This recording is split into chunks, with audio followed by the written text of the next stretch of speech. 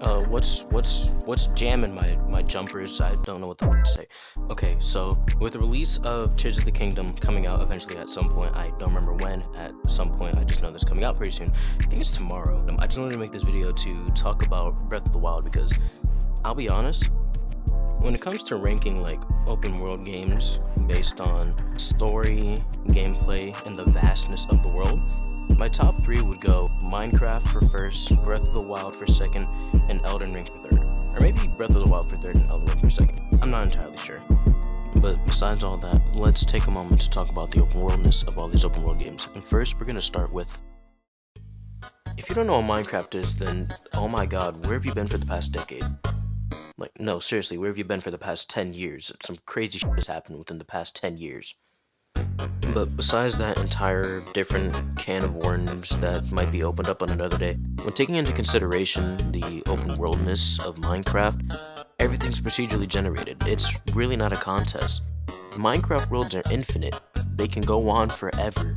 The game just keeps on generating and generating, creating more and more for you to explore, for you to see, for you to do, for you to grind, for you to take from, for you to give back to, all of it. Minecraft's world is undeniably one of the best open world maps to ever exist, and there's no denying it. Why? Just because of procedural generation. But besides this being a point as to why Minecraft has one of the best open world representations in gaming, it's an amazing and immaculate feeling to get lost as you adventure and go on throughout your world, looking at all the sights that there are to see, doing all the things that there are to do. That's what makes the vastness of Minecraft's open world feel good and makes it one of the best.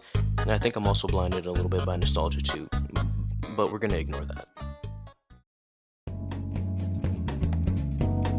Elden Ring's world is vast, open, beautiful, but there's a certain sadness about it too. As if you don't know, in the lands between, there is a curse, life within death.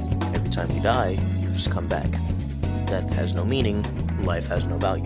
You can feel the distress as you walk around and you look at everything. Every single, very last shred of hope, faith, it's just gone. And it's sad because God got pissed off at a certain somebody and left.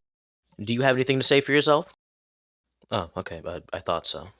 Every single last aspect of Elden Ring is so wonderfully sculpted, so wonderfully captivating. It's just that the game's art design is the best I've ever seen. The world is massive, yet it's so detailed. FromSoft gave a lot of attention to every single main area of the game. From the visual storytelling to guiding the player is absolutely insane. Around every bend, every corner, there are these gigantic, otherworldly points of interest on the horizon, just outside of your reach.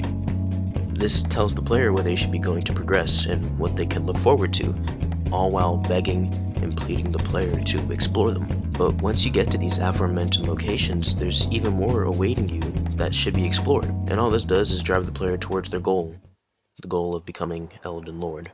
In our home, across the fog, the lands between.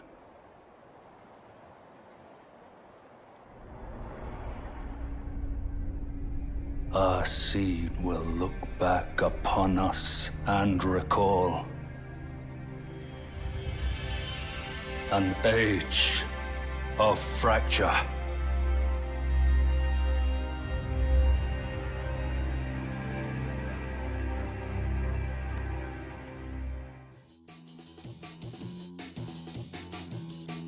Now, for The Legend of Zelda, I definitely can't say much because I haven't played the game yet.